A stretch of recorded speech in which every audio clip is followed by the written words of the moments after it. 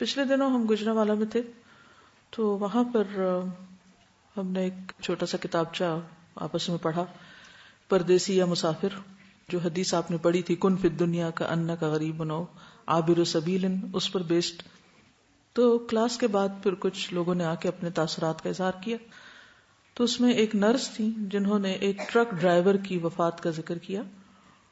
وہ ہم نے ریکارڈ کر لیا، تھوڑا سا حصہ آپ کو سناتے ہیں. السلام علیکم. میں سول ہاسپٹل گجرانوالہ میں as a staff nurse duty کر رہی ہوں، اور بچپن سے ہی تقریباً میری خواہش تھی کہ میں نے جب سے الہدا کا نام سنا تھا، میرا ایک شوق تھا کہ میں الہدا میں پڑھوں. تو میرے بھائی نے مجھے بتایا کہ میں نے ایسے ایک بینر پڑھا ہے، تم کہتی ہو میں نے الہدا میں ہی پڑھنا ہے، میں نے الہدا میں ہی پڑھنا ہے. تو وہ الہدا کا بینر تھا. تو میں جب سے الہدا میں آئی ہوں، الحمدللہ اللہ کا بہت شکر ہے، میرے میں بہت سی پازیٹیو چینجز آئی ہیں. آج کے لیسن سے جو بات ہو رہی تھی وہ یہ کہ جو بندہ سوچتا ہے یا جو اس کے دل میں ہوتا ہے وہ وہیں پہ بند کر دیا جاتا ہے. تو ہمارے پاس ایک پیشنٹ آیا تھا سرگودا سے، وہ ٹرک ڈرائیور تھا، پتہ نہیں اس کو ڈاکوؤں نے کیوں مارا یا واللہ عالم جو بھی اس کے ساتھ ہوا، لیکن پیشنٹ بہت سیریس کنڈیشن میں آیا. میری آپریشن تھیٹر میں ڈیوٹی تھی، وہ آپریٹ ہوا. 2 دن وہ ICU میں رہا، وینٹیلیٹر پہ پیشنٹ ڈلا رہا. اس کے بعد وہ ٹھیک ہوا، کچھ بولنا شروع ہوا، تو ایک دم سے اس کی سیچوریشن ڈراپ ہونا شروع ہو گئی، اس کی بریدنگ کم ہوتی جا رہی تھی. تو وہاں جو سٹاف تھی وہ آ کے کہتی ہیں میرا پیشنٹ بہت سیریس ہے، تو تم لوگ میرے پاس ہیلپ کے لیے آ جاؤ.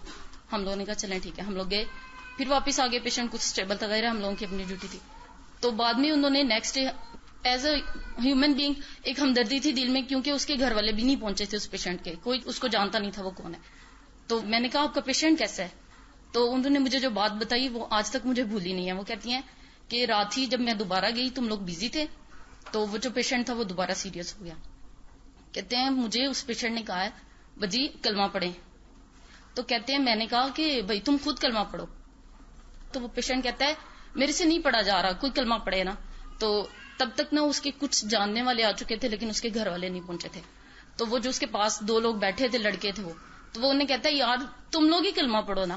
تو کہتے ہیں کہ وہ آگے سے کہتے ہیں کہ لوگ تو کلمہ تب پڑھتے ہیں جب کسی کی موت آ رہی ہوتی ہے، تو ہم کیوں تمہارے پاس کلمہ پڑھیں. یہ ایک میں سوچ کی بات کر رہی ہوں. اور اس انسان کی خواہش آج تک مجھے حیرت ہوتی ہے کہ وہ پتہ نہیں کیسا اللہ کا بندہ تھا. کہتے ہیں کہ اس نے کم از کم 10 دفعہ یہ خواہش کیا کہ کوئی بندہ کلمہ پڑھو، کوئی بندہ کلمہ پڑھو. اور کہتے ہیں کہ میرے دیکھتے دیکھتے 100 90 80 ایون 10 to 0 پہ اس کی سیچوریشن آ گئی. پیشنٹ ایکسپائر کر گیا، لیکن کسی نے اس کے پاس کلمہ نہیں پڑھا. اور کہتے ہیں کہ جب اس نے بار بار کہا کلمہ پڑھو کلمہ پڑھو، مجھے آ نہیں رہا، وہ یہ بھی کہتا رہا مجھے آ نہیں رہا، میرے سے پڑھا نہیں جا رہا.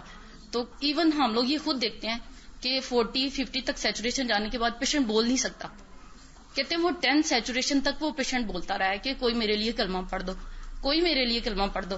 کہتے ہیں پھر اینڈ پہ باجی کہتے ہیں میں اس کے پاس گئی ہوں انجیکشن لگانے کے لیے، تو اس نے ایسے مجھے پکڑ کے کہا ہے باجی تم مسلمان نہیں ہو. تو کہتے ہیں میرے ذہن میں یہ تھا کہ خدا نہ خواستہ اس میں کوئی شیطان ہے جو اس طرح سے، میں ایک فیمیل ہوں یہ ایک میل ہے، مجھے ایسے ٹچ کر. کہتے میں نے غصے سے کہا چھوڑو میرا ہاتھ، یہ کیا کر رہے ہو؟ تو کہتا ہے باجی مجھے لگتا ہے تم واقعی مسلمان نہیں ہو، تم کلمہ پڑھو.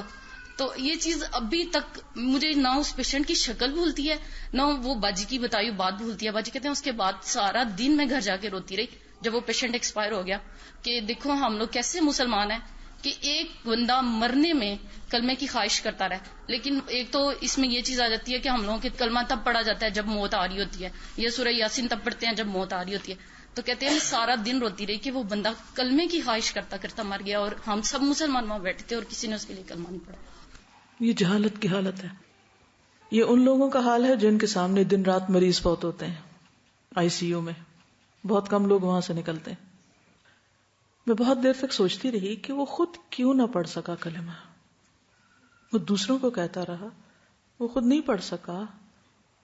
مرنے والے پہ کیا گزرتی ہے تو مرنے والا ہی جانتا ہے، ہم اس کیفیت کا اندازہ ہی نہیں کر سکتے. لیکن بعض اوقات وہ تکلیف اتنی شدید ہوتی ہے کہ اس کا دماغ معوف ہو جاتا ہے. اس پر ایک اور بچی آئی اور وہ کہنے لگی کہ اس کا آپریشن تھا، اور جب ڈاکٹر نے کہا کہ کلمہ پڑھو تو وہ کلمہ اس کو یاد نہیں آ رہا تھا. السلام علیکم. وعلیکم السلام. میرا لاسٹ ایئر ناک کا آپریشن تھا، اور میں آپریشن تھیٹر میں جانے سے پہلے یا حیو یا قیوم برحمتی کا استغیث پڑھتی گئی تھی. لیکن میری روٹین میں استغفر اللہ نہیں ہے اتنا کلمہ پڑھنا. تو جب میں آپریشن تھیٹر میں ٹیبل پہ لیٹی تو میں نے سوچا کہ میں کلمہ پڑھ لوں. لیکن اس ٹائم دماغ اتنا معاف ہو گیا تھا کہ میرے ذہن میں کلمہ نہیں آ رہا تھا. اتنے یعنی کہ میری وینز غائب ہو گئی، میں سفید ہو گئی کہ جس طرح بندے کے حواس نہیں قائم رہتے، کہ مجھے اس بندے کا خیال آ رہا تھا کہ موت کی شاید ڈر کی وجہ سے، اس سختی کی وجہ سے اس کے ذہن سے کلمہ تک نکل گیا جو ہم پہلی چیز سیکھتے ہیں. صرف میرے زبان پہ یا حی یا قیوم برحمتک استغیث تھا، وہی میرے ذہن میں پہلے آیا. میں نے وہ پہلے پڑھا اور پھر مجھے کلمہ یاد آیا، آیت الکرسی یاد آئی. کہ میں یہ سوچ رہی تھی کہ جو چیز ہم روٹین میں پڑھتے رہتے ہیں وہ ہمیں بہت سخت وقت میں بھی یاد آ جاتی ہے، لیکن جو چیز ہماری روٹین میں نہیں ہوتی وہ ہمیں نہیں یاد آتی. ایک اور پیشنٹ تھی جن کا ہارٹ کا آپریشن ہوا تھا، وہ اپنے بارے میں بتاتی ہیں. السلام علیکم ورحمۃ اللہ. 3 سال ہو گئے ہیں میرے میاں کی ڈیتھ ہو گئی ہے، اور میں ذکر یہ کرنا چاہتی ہوں کہ واقعی قرآن پاک میں بہت طاقت ہے. 4 ماہ ہو گیا میرا ہارٹ کا آپریشن ہوا تھا. ہارٹ کے آپریشن کے دوران ڈاکٹروں نے کہا ہے کہ اندر آئیں. میں اندر گئی ہوں، میں نے کلمہ پڑھا ہے، قرآن پاک پڑھا ہے، میرے ساتھ تھا چھوٹا قرآن پاک. اس کے بعد ڈاکٹر نے کہا بے ہوش کرنے لگے، کلمہ پڑھی.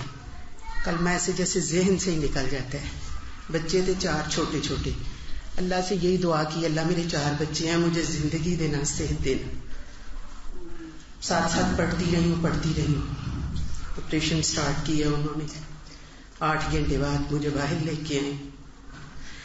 دیکھیں یہی بتا رہی ہوں کہ اللہ کی کلام میں کتنی برکت ہے. قرآن پاک ساتھ ہی رہا ہے. 10-15 منٹ بعد مجھے ہوش آ گئی ہے. اس کے بعد بیڈ پہ مجھے لٹایا ہے اور میں نے کہا مجھے نماز پڑھائیں. ڈاکٹر نے کہا نہیں ابھی نہیں پڑھنی. میں نے کہا نہیں، میں نے اٹھ کے پڑھنی ہے. یورین بیگ میں نے اتروا دی ہے، نماز پڑھی ہے، اللہ کا ذکر کیا ہے اور اٹھ کے بیٹھ گئی ہوں.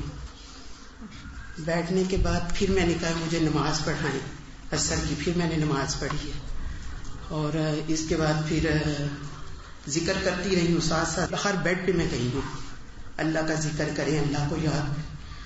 اس کے بعد میں خود اٹھ کے چلی ہوں. ٹھیک 10 گھنٹے بعد.